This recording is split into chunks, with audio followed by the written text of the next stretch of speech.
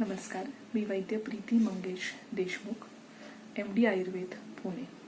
माझ्या प्रणव आयुर्वेद क्लिनिकमध्ये वेगवेगळ्या आजारांवर ट्रीटमेंट दिली जाते व तसेच मी गर्भसंस्कार वर्गही घेते.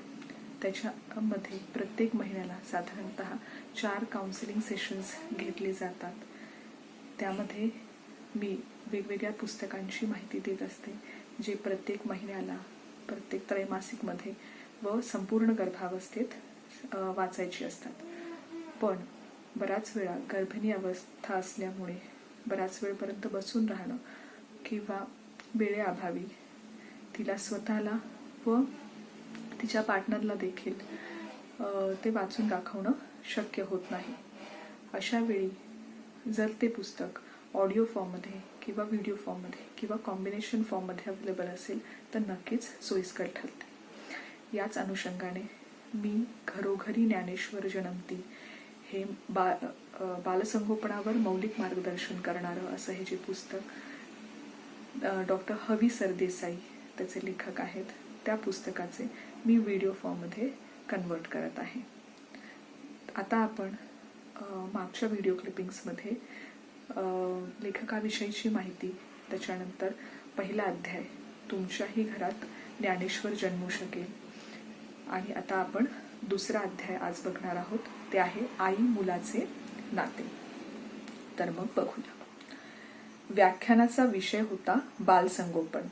त्यातल्या त्यात भर होता बुद्धिवर्धनावर. व्याख्यात्यांची उमर असेल 70च्या आतबाहेर, पण ते तरुणांच्या तडफेने आणि वृद्धांच्या जिव्हाळ्याने बोलत होते. श्रोत्यांमध्ये भरणा माझ्यासारखे काही भारतीय विद्यार्थी वगळले तर होता बहुतांश आंग्ल स्त्रियांचा. व्याख्यात्यांनी बुद्धी संवर्धनाचं महत्त्व परोपरीने समजावून सांगितलं. श्रोत्यांनाही ते पटल्यासारखं दिसलं. ती सामुदायिक चर्चा जणू काही म्हणत होती की आम्हाला आजवर हे कोणी समजावून सांगितलं नाही. मुलांचं संगोपन याचा अर्थ आजवर एवढाच केला जातो की ज्यांना खाऊ पिऊ काय घालायचं, त्यांचे कपडे लत्ते केव्हा बदलायचे, त्यांचे लहान सहान आजार कसे ओळखायचे, डॉक्टरांच्याकडे केव्हा धावायचं, त्यांना वाईट सवयी लागणार नाहीत याकरिता सक्त पहारा कसा ठेवायचा, आणि त्यांना कोणत्या मुहूर्तावर शाळेत कसं अडकवून टाकायचं. अगदी बालमंदिरात जाण्यापूर्वी त्यांच्यावर घरच्या घरी काही संस्कार करणं अगत्याचं असतं. या गोष्टीचा तसा विचार प्रगत देशातही परवापर्यंत नाव घेण्याजोगा घडला नव्हता. पण आता हे शास्त्र जवळपास परिणत अवस्थेत पोहोचण्याच्या मार्गावर आहे. प्रयोग झाले आहेत, अनुमानं बांधली जात आहेत, आडाख्यांना नियमांचं स्वरूप प्राप्त झालं आहे.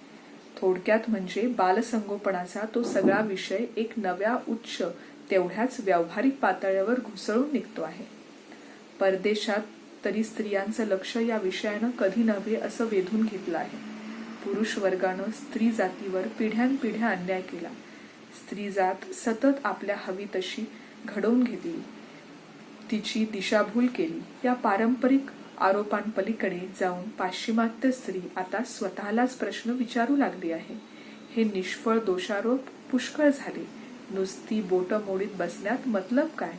शिवाय पुरुष जमात म्हणजे केव्हा तरी एक कुकुलं बाळ असतंच नव्हे काय?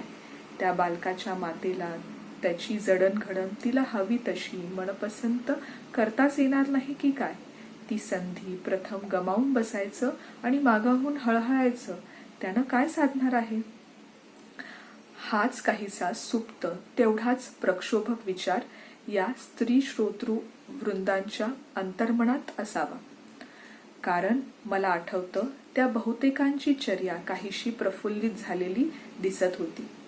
त्या प्रत्येक मनामध्ये काहीतरी महत्वाकांक्षी विचार डोकावून जात असल्याचा मला तरी प्रामाणिक भास झाला. त्याचा लगेचच प्रत्ययही आला. व्याख्याते माझ्या थोडेसे परिचयाचे होते. व्याख्यान आटोपल्यावर 4 शब्द बोलण्यासाठी ते माझ्याशी घोटाळले. तेवढ्यात एका मध्यमवयीन चुणचुणीत स्त्री त्यांच्याजवळ आली आणि म्हणाली, उत्तम व्याख्यान ऐकवलंत, आभार, पण एक प्रश्न विचारते, हे शिक्षण मी केव्हा सुरू करायला हवं? व्याख्याते वृद्ध तिच्याकडे पाहून हसले. त्यांनी विचारलं, मुली, तुला मूल केव्हा होणार आहे? प्रश्नकर्ती थोडीशी घोटाळ्यातच पडल्यासारखी झाली, कारण हा प्रश्न तिला अगदीच अनपेक्षित होता. तिनं उत्तर दिलं, म्हणजे कसं म्हणता? माझा मुलगा तर आता चांगला 5 वर्षांचा आहे. व्याख्याते मग अगदी खळखळून हसले आणि एखाद्याला घाई करावी तसा तिच्या खांद्यावर हात ठेवून म्हणाले, किती वेडी ग तू. त्याच्या शिक्षणाची 5 वर्ष व्यर्थ दवडलीस, पण आता माझ्याशी बोलण्यात सुद्धा वेळ वाया घालवू नकोस. तडक घरी जा आणि मघाशी सांगितलं त्यातलं जेवढं समजलं कळलं त्याच्या प्रात्यक्षिकाला प्रारंभ कर.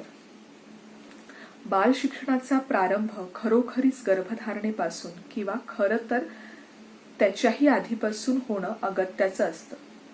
त्याच्याही आधीपासून म्हणतो ते अशा अर्थानं की पुढे होणाऱ्या मातेला आणि पित्याला त्या शिक्षणाच्या स्वरूपाचं शक्य तेवढं तपशीलवार ज्ञान आधीच हवं, कारण त्यानंतर क्षणक्षण महत्वाचा असतो.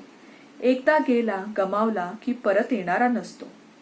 अपत्य संभवापूर्वीच माता पित्याने बालक म्हणजे नेमकं काय, मानवी उत्क्रांतीत त्याचं नेमकं स्थान कोणतं, त्याच संदर्भात मातेशी त्याचे संबंध कसे आणि ते तसे का, हे जोपर्यंत यथार्थाने समजावून घेतलं जात नाही तोपर्यंत संगोपन किंवा संवर्धन या संज्ञा निरर्थकच ठरणार. सगळ्या प्राणी जगात मातेची म्हणून अपत्य विषयक काही निसर्गसिद्ध कर्तव्य असतात, परंतु मानव प्राण्या इतकी तीव्र प्रदीर्घ ती कोठेच असत नाहीत. प्राणी जगतातली ती बालकं जवळपास जन्मतःच स्वतंत्र बनतात. आश्चर्य वाटेल, पण माकडिणीचं मूल जन्मक्रिया चालू असताच आपल्या आईला हातांनी घट्ट धरून ठेवू शकतं. मानवी बालक त्या मानाने अगदीच परावलंबी असतं. माता त्याची देखभाल करील तरच ते जीव धरून राहणार. कशी कोण जाणे. निसर्गातही त्या बालकाच्या परावलंबत्वाची कड घेतली आहे. मूल अंगावर असेल तर सामान्यपणे 3-3.5 वर्षापर्यंत गर्भधारणा संभवत नाही. प्रजोत्पत्तीची वर्षे 30 मानली तर स्त्री जातीस जास्तीत जास्त 8 किंवा 10च मुलं होऊ शकतात. अर्थात येथे अपवाद संभवतो, परंतु वरच्या दुधाचे रतीब सुरू झाले तर त्याच 30 वर्षांच्या काळात ती संख्या 30वर पोहोचण्याचा धोका असतो. म्हणजे पहा, निसर्गाने म्हणा किंवा शरीरशास्त्रानं म्हणा, अंगभूत नियम योजलेला आहे.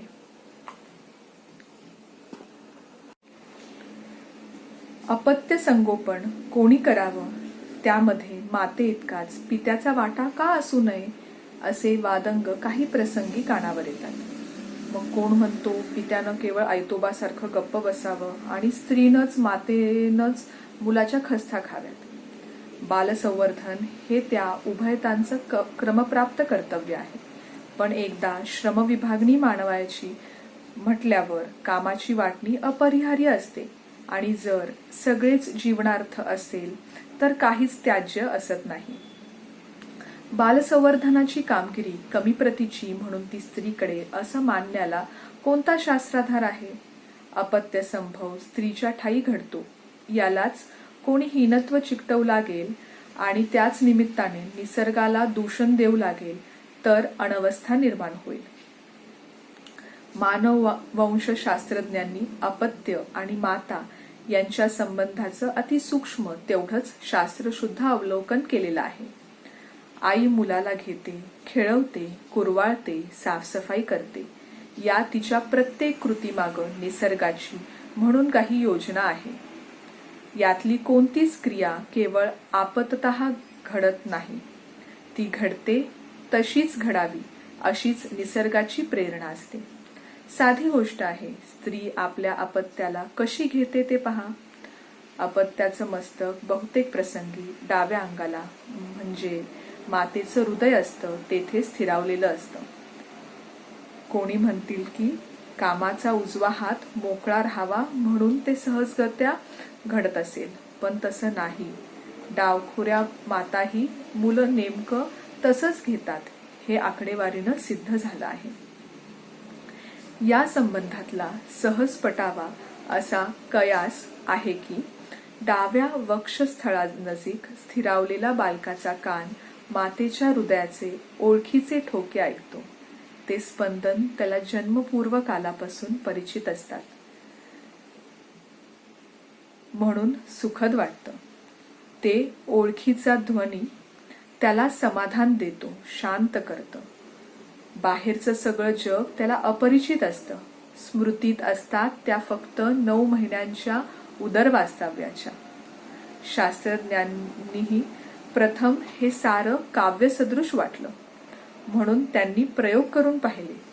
मातेच्या हृदयस्पंदनांचा आवाज त्याच लयीत तशाच मृदूपणे ऐकवला असता रडवी मुलं तंद्री लागून झोपी जातात. त्यातली एखादीही मात्र कमी जास्त झाल्याचा किंवा लयद्रुत ठाय झाल्याचा त्या लेकरांना समजतं. ती अस्वस्थ होतात. एवढं कशाला, ज्या मुलांच्या बाबतीत या तालमात्रा जमल्या की मुलं अधिक झपाट्याने वाढतात, गुटगुटीत दिसू लागतात. ज्यांना आपण अजान समजतो अशा त्या मुलांना स्पंदन सदृश कृत्रिम ध्वनिमुद्रण कोणतं आणि प्रत्यक्ष स्पंदनाची मुद्रिका कोणती हे सुद्धा अचूक समजतं. माता आपल्या अपत्यांचं बुद्धिसंवर्धन अधिक चांगल्या प्रकारे का करू शकेल या प्रश्नाचं उत्तर या सगळ्या निसर्गसिद्ध शरीरशास्त्रामध्ये आहे. मातेच्या उदरात असल्यापासूनच त्या अपत्यावर मातेच्या साध्या सुध्या हालचालींचा परिणाम घडत असतो हे सांगितलं तर खरं सुद्धा वाटणार नाही, परंतु ते जेवढं तर्कसुसंगत आहे तेवढंच आता प्रयोगांनीही सिद्ध झालेलं आहे. ज्याला इंद्रियजन्य अनुभव म्हणता येतील त्याचा प्रारंभ होतो मातेच्या उदरात. स्पर्श, दाब आणि हालचाल या 3 वेगवेगळ्या क्रियांचे पहिले वहिले अनुभव त्या जीवाला मातेच्या उदरातच अनुभवायस मिळतात. बालकाच्या अंगभराच्या त्वचेला तेथल्या त्या उबदार द्रवाचा सचैल स्नान घडत असतो. जीव जसजसा शरीरानं वाढू लागतो तसतसा मातेच्या स्नायूंना त्या त्वचेचा स्पर्श होऊ लागतो. दिवसामासांनी स्पर्शाचं सुख वाढत राहतं. संपूर्ण गर्भवासाच्या काळामध्ये मातेच्या श्वासोश्वासाची बालकाला जाणीव घडत असते.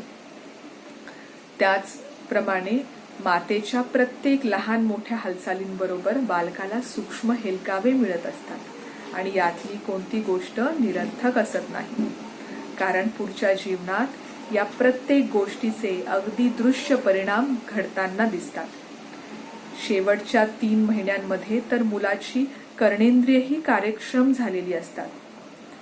बाहेरच्या जगातल्या मोठ्या आवाजानं मुलं चांगलीच दचकतात, इतकी की त्यांची ती भयमिश्रित हालचाल मातेला स्पष्टपणे जाणवते.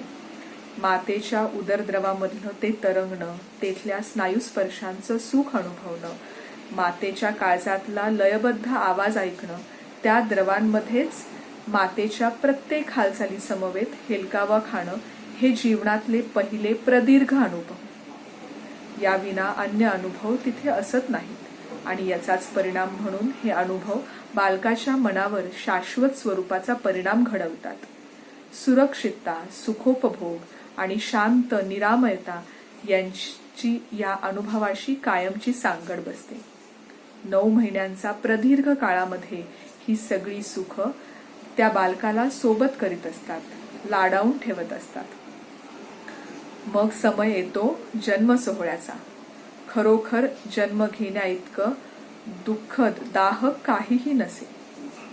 काही तासातच ते घरट्यासारखं सुखद सहनीय वाटणारं उदर रौद्र स्वरूप धारण करतं. सर्व बाजूंनी दाब निर्माण होतो. हा दाब एखाद्या पकडीसारखा असह्य असतो.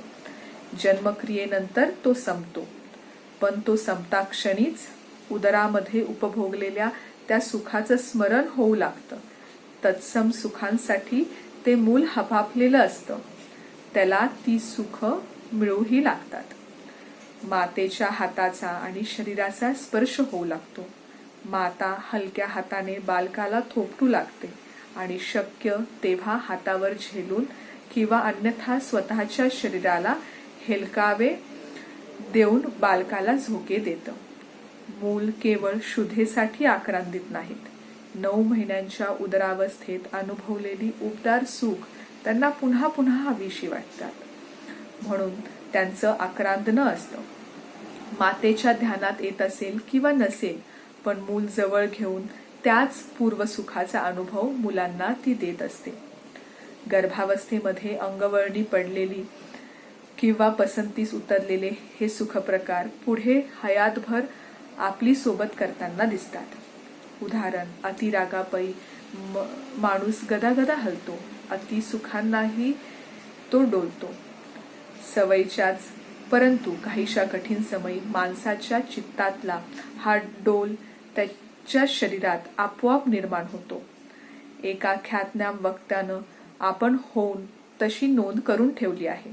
तो लिहितो, वक्तव्य की मला कला माझ्या कितीही सरावाची झाली असली तरी समोर श्रोतृसभा काठोकाठ भरलेली पाहिली की मला घाबरायला होतं. मग शब्दावाक्यगणिक माझं शरीर मंद डोल घेऊ लागतं. तसंच झालं की मला त्या भयकल्पनेचा विसर पडतो आणि व्याख्यान रंगत जाऊन समोरची सभाच डोलू लागते. हा डोल शरीरात अंगभूत म्हणजे जन्मतःच असला पाहिजे. संकट केवढंही मोठं असो, लयबद्ध संगीत कानावर पडलं की स्वतःलाच ते गाता आलं तर संकट स्वरूप क्षुद्र वाटू लागतं. असा सैनिकांचा अनुभव आहे. येथे लयबद्धतेवर भर असते. किंबहुना लयबद्ध खटकेबाज संगीताशी श्रोते चटकन तादात्म्य पावतात. त्या मागचं मर्म तो उदरावस्थेमधला अनुभव हेच आहे. अशा संगीताची बीट म्युझिक किंवा रॉक अँड रोल ही नावंही अर्थपूर्ण म्हटली पाहिजेत. जन्मतः माणसानं काही बरोबर आणलेलं नसतं आणि मरतानाही तो काही बरोबर नेत नाही असं म्हणण्याचा प्रघात आहे. परंतु जन्मतः माणूस कितीतरी गुणविशेष बरोबर घेऊन आलेला असतो. त्याच्या कितीतरी सुखदुःखांचा उगम जन्मतःच किंवा त्याच्याही आधी घडून चुकलेला असतो. आधी स्नान कल्पना पहा. स्नान करण्यानं माणसाला आनंद का होतो? ताजतवानं का वाटू लागतं? रॉबर्ट फ्रँकलिन नावाचा एक त्रिखंड कीर्ती शल्य विशारद लिहितो की मानव शारीरिक स्वच्छतेसाठी स्नान करीत असेल तर तशी स्वच्छता केवळ निमित्त मात्र असते. पाण्याचा स्पर्श, वाहवायचा अवकाश, मानवी शरीर एक नव्याच सुखविश्वामध्ये प्रवेश करतं.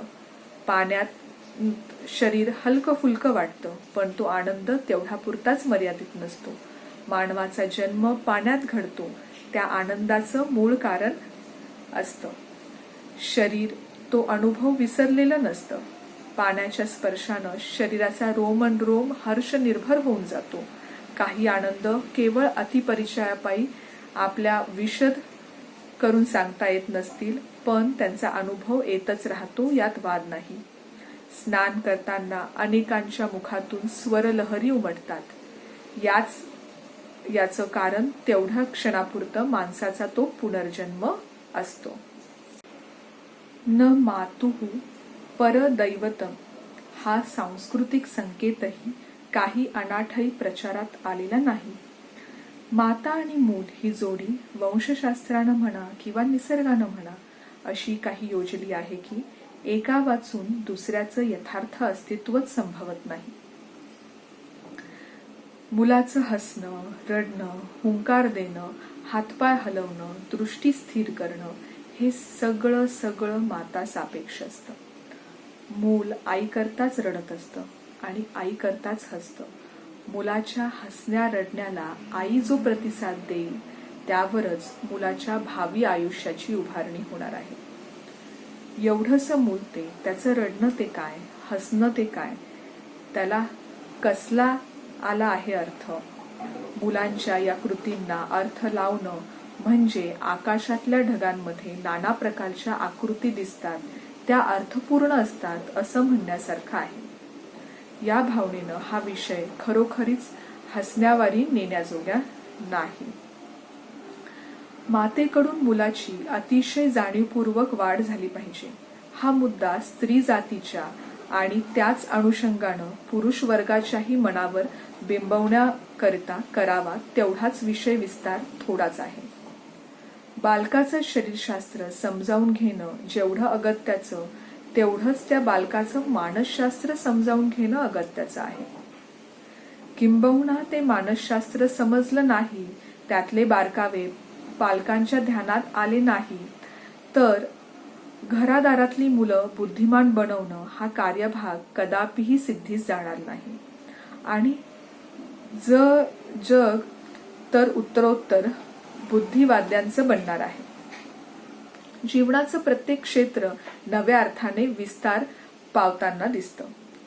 बुद्धीनं जो मागासलेला किंवा अपरिपक्व, त्याला जगामध्ये मानाचं तर राहोच, साधं स्थानही मिळणं मुश्किल व्हावं अशीच जागतिक घटनाही तर आहे. आपल्या भावी पिढ्यांच्या नशिबी असं नष्टचर्य येऊ नये असं वाटत असेल तर प्रत्येक समंजस पालकानं मुलाच्या वाढीकरता बुद्धिवादी दृष्टिकोनातून लक्ष पुरवलं पाहिजे. ते पुरवायचं तर प्रथम वर म्हटल्याप्रमाणे मुलाच्या प्रत्येक हालचाली मागचा अर्थ समजावून घेतला पाहिजे. आता मुलाचं रडणं म्हणजे तो तक्रार वजा आवाज ही काही एकट्या मानवाचीच मक्तेदारी नाही. काहीतरी बिघडल्या बिनसल्याची म्हणजे लहान मोठ्या संकटग्रस्त परिस्थितीची सूचना देण्याकरता सगळं प्राणीजात जगत या न त्या प्रकारचा आवाज काढीत असतं. त्या ध्वनी संकेतानच आप्तस्वकीय सावध होतात,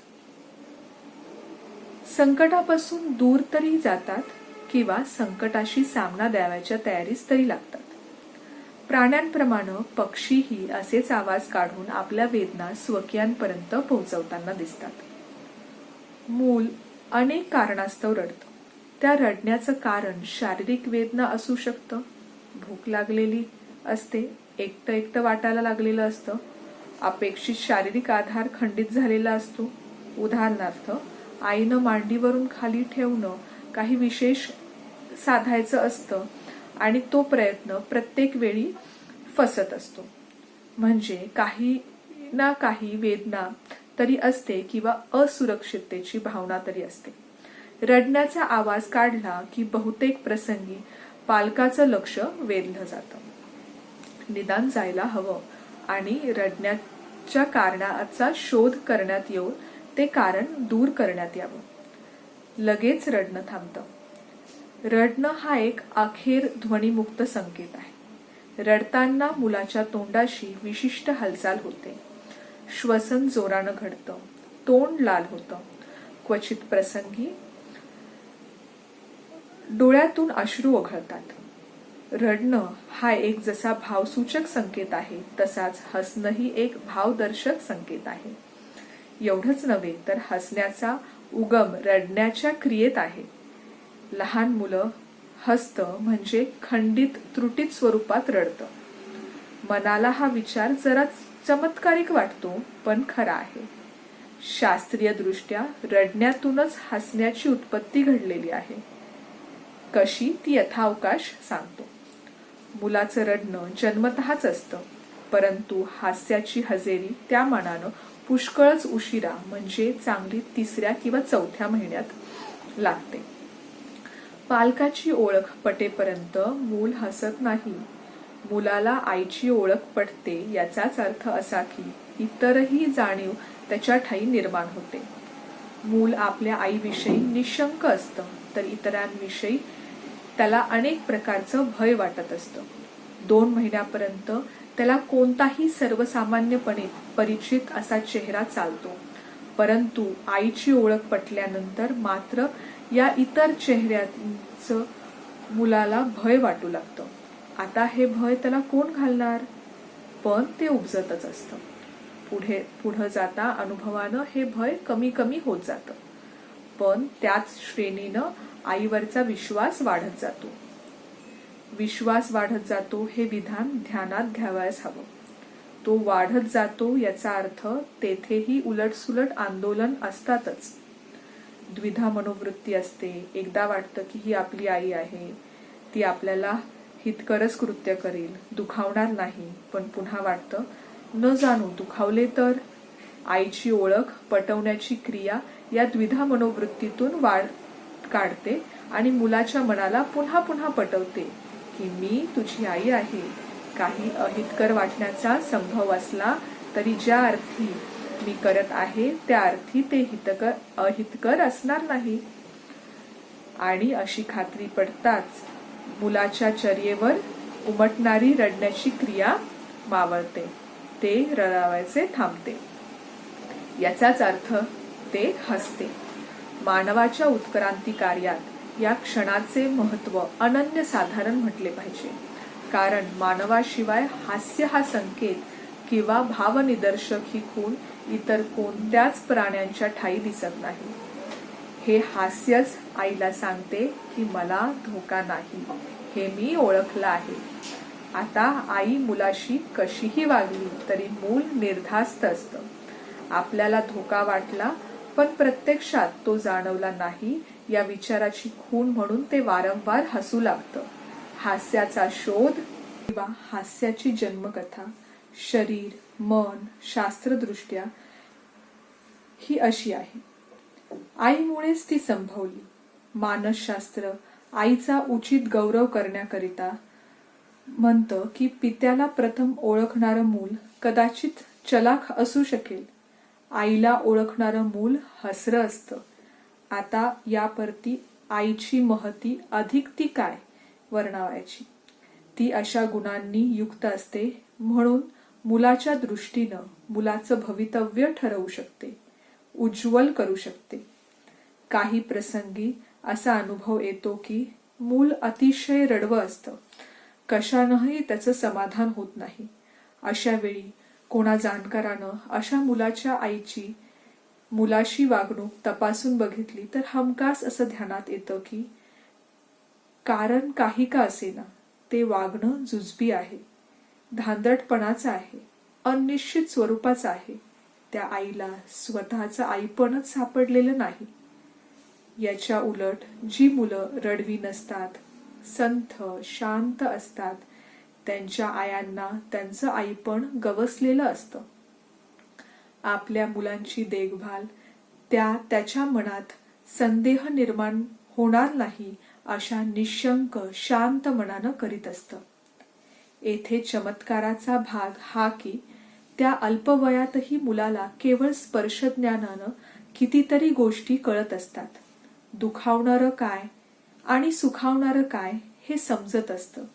आईच्या तणमनाचं अस्वास्थ्य, तेथील साशंकता, तिथलं भय त्या मुला इतकं कोणाला समजत नाही. आईनं कितीही प्रयत्न केला तरी आपली मनस्थिती ती त्या तान्हुल्यापासून दडवू शकत नाही, मुलाला निर्भय बनवू शकत नाही. याचा परिणाम असा होतो की अभय हवं म्हणून मूल रडू लागतं आणि त्याच्या रडण्यापायी आई अधिक घाबरून जाते, मुलाचं रडू वाढवण्यास कारणीभूत होते.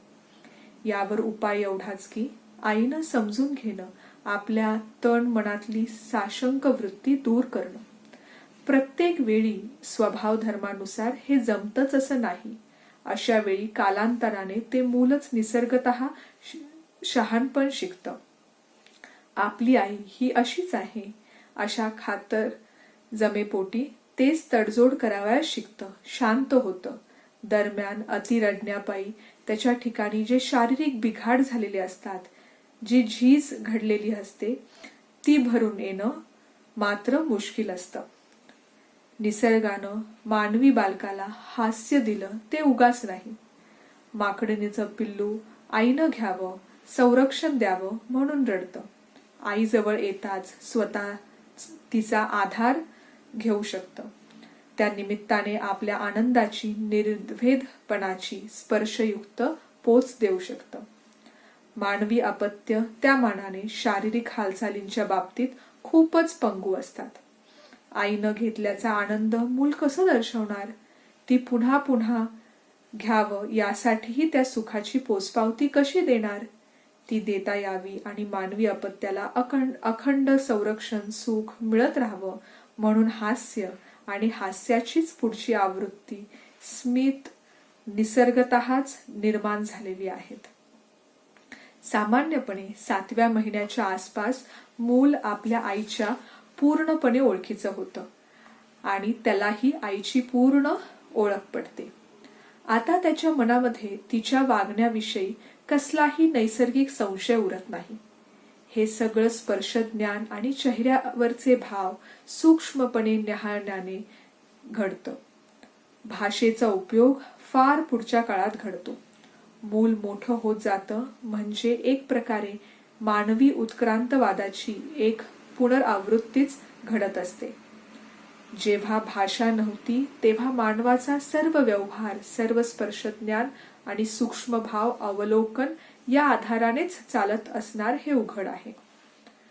तसं पाहिलं तर एखाद्याच्या चर्येवरचे भाव अचूक ओळखणं हे अतिशय कौशल्याचं काम आहे. पण निसर्ग असा काही जादूगार आहे की तो कितीतरी कौशल्याची कामं मानवाकडून करून घेतो, तसा सराव घडवितो. अशा सराव्यापोटीच संकेत निर्माण होतात आणि ते इतके अंगवळणी पडून जातात की त्यांचे मूळ स्वरूप किंवा उत्पत्ती कारण विसरून जाते.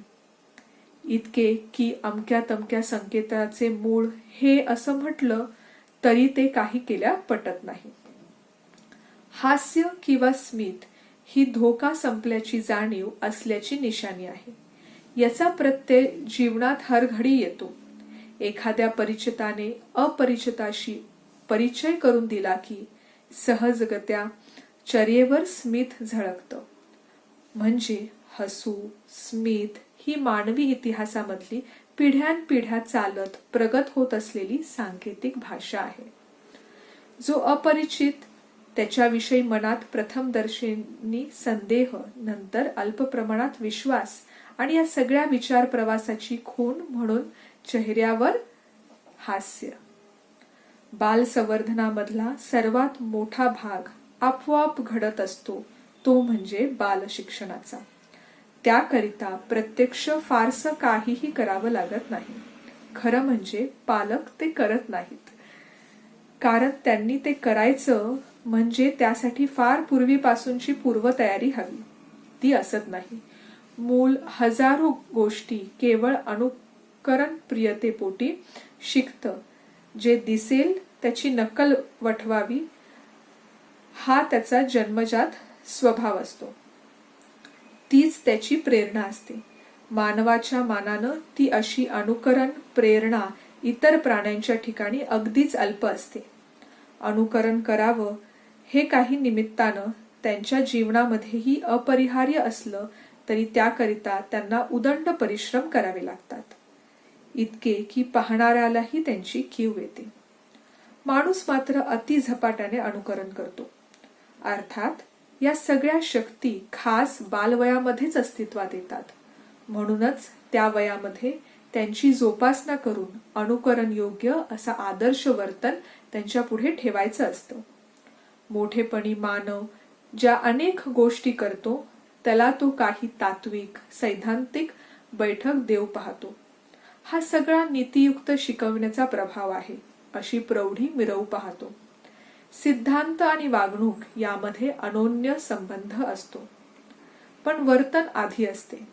सिद्धांत आणि वर्तन हे सगळे त्यांची मूल्य न समजताच केवळ अनुकरण या सहज स्वभावापोटी अंगवळणी पडलेलं असतं. पुढे जाता ही प्रतिकृती समोरच्या उदाहरणानं घडली आहे याचा विसर पडतो.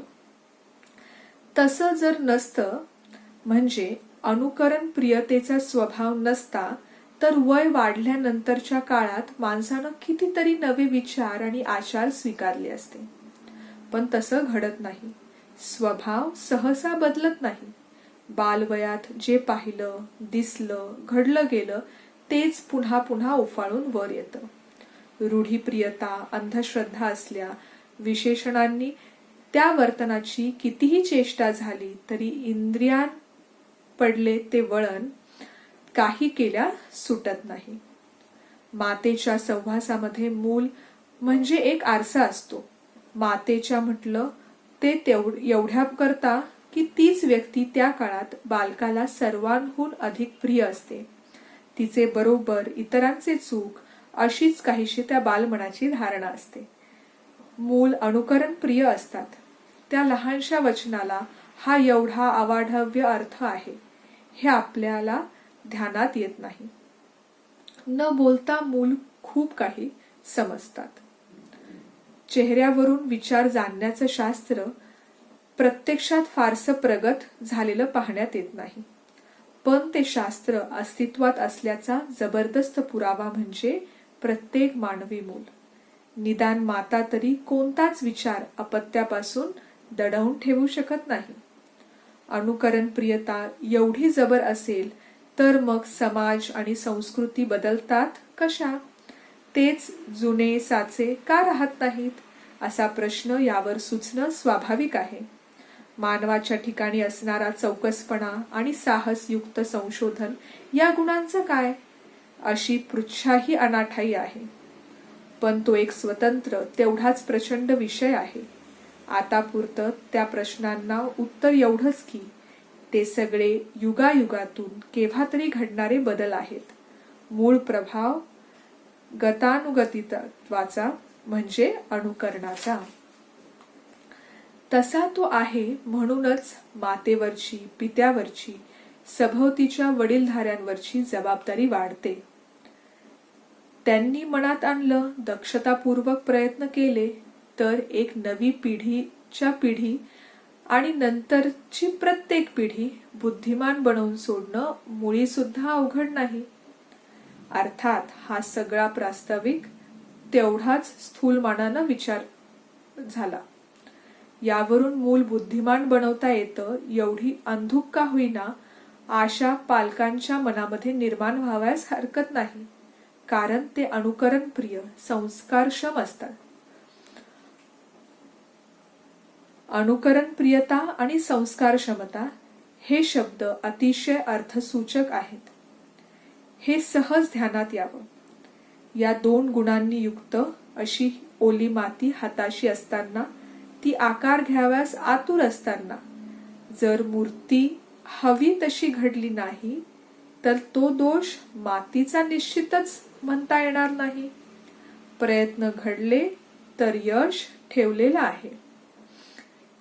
त्या प्रयत्नांची दिशा ही अभ्यासकांनी हजारो प्रयोग करून निश्चित केलेली आहे. मूल वाढवणं ही मातेची प्राथमिक जबाबदारी आहे. ती तशी का आहे? निसर्गाचं ती तशी का योजली आहे? इतरांना त्या क्षेत्रामध्ये निसर्गतःच फारसा वाव कसा नाही हे वरील विवेचनावरून ध्यानात याव्यास हरकत नाही. याच्या जोडीला बालबुद्धीची वाढ व्हावयाची ती पहिल्या 5 ते 6 वर्षातच घडते. पुढे घडीलच तर अति अल्प प्रमाणात घडते. हा शरीर मानसशास्त्रीय सिद्धांत ध्यानात ठेवल्यास या जबाबदारीच्या गांभीर्याची कल्पना येईल. ज्यांच्या मनामध्ये अशी जोखीम पेलण्याची प्रबळ इच्छा, औत्सुक्य आहे, त्यांच्या पुढं त्या बांधकामाचा नकाशा ठेवणं, बांधून झाल्यानंतर दिसणाऱ्या संभाव्य सुंदर इमारतीचं चित्र उभा करणं सहज शक्य आहे. अर्थात तो असून नसून एक कागदी काटेकोर मोजमापाचा नकाशा असणार. तो दिशा, मार्ग दाखवणार. नकाशातल्या इमारतीत राहता येत नसतं. एवढं वैगुण्य कोणत्याही नकाशात नसतं. वास्तव्य करायचं तर नकाशा बरहुकूम ती वास्तू ज्याची त्या न उभारून घ्यायची असते. आज आपण घरोघरी ज्ञानेश्वर जन्मती बालसंगोपनावर मौलिक मार्गदर्शन करणारं पुस्तक, ज्याचं डॉक्टर हवी सरदेसाई हे लेखक आहेत, याचा 2रा अध्याय आई मुलाचे नाते वाचून झालेला आहे. धन्यवाद.